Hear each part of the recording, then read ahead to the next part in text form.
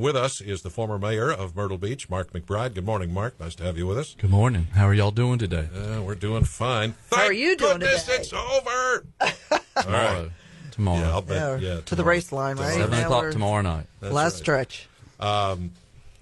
Okay, now you've been through this before, and before you have managed to rescue yourself in a runoff.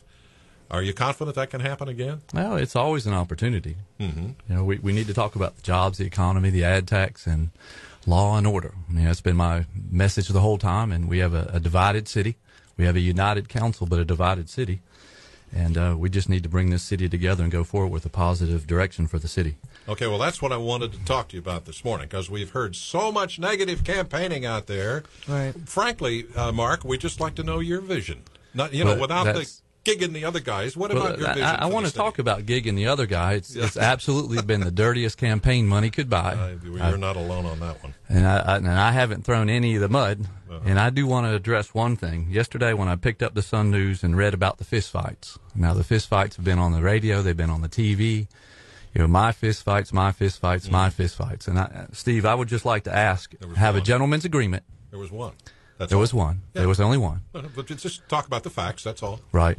And I would ask, as long as I don't cuss, and I don't do anything wrong, and I don't jump it down, and I don't jump over this counter, you'll let me explain.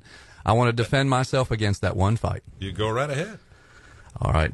No one understands. Someone came into the campaign office the other day and asked me, and he said, I used to be with you when you beat Mayor Grissom, and then you got into all those fights, and you kind of lost me. And then a man stopped me the other day, one of the leaders in the black community said, Mark, we're having a hard time moving people in the black community to support you because of your fights. And it's just been fight after fight, the ads. Yeah. And it's now become where it's affected my family. And I've turned my cheek. I think that's what I'm supposed to do. I've let everything else go. But I want to explain the fist fight. Okay. And it all goes back to a number of years ago. For 8 years, I've been protecting Wayne Gray and his family. And in doing that, Wayne or John Rhodes hasn't stepped up and asked any of the people with good government in Myrtle Beach to quit their misleading ads.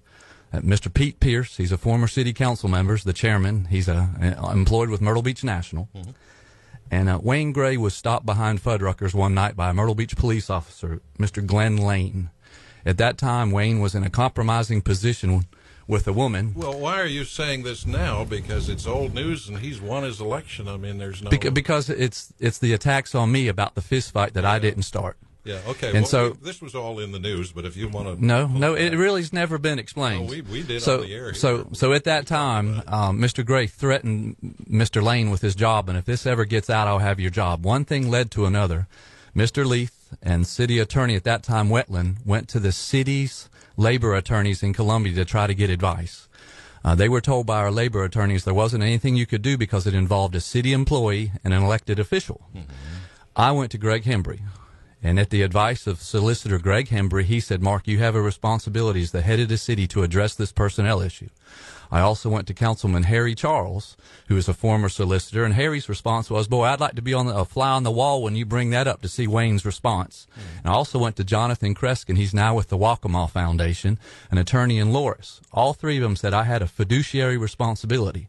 And during that time period, the University of Alabama's coach was having an affair with the secretary. She turned around and sued the university, and the university lost like $435,000 because of a sexual harassment suit. Well, so I called I went. I just worry that this stuff is not getting you anywhere as far as the voters are concerned. Well, okay. This is all. I just want to clear up the fight. All right. Everything has two sides to every issue. So I went to the council meeting and called it a personnel issue. We went into an executive session as everything's allowed by law. I started addressing the facts. I asked Mr. Leith to tell the rest of council we'd been to our labor attorneys. At that moment, council didn't want to hear it. It's none of our business. Well, it is because it affected a liability with the city. Mr. Gray threatened me in the meeting.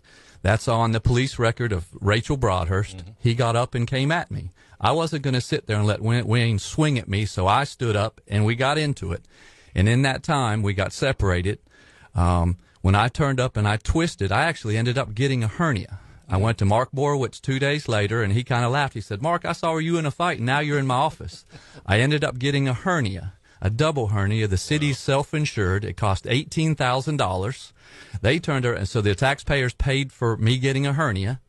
The city risk manager, Bill Stevens, came to me and said, your family hasn't met your deductible yet. Here's your bill for 20%. You owe the city $3,600. I said, I'm not paying anything. Yeah. The city turned it into workers' compensation, and workers' compensation agreed that I was attacked on the job. Okay. After the fight, I went out, dismissed this council meeting. Then I turned around, walked into the city, into the law enforcement center to press charges for assault and battery on Wayne. Mr. Leith intervened. He called his employee, the police chief, at home and began what was a number of cover-ups. And the police chief came in, and they didn't allow anybody to be charged. Yeah. Everybody in that meeting saw what happened. The council ran from an incident. It's all public record.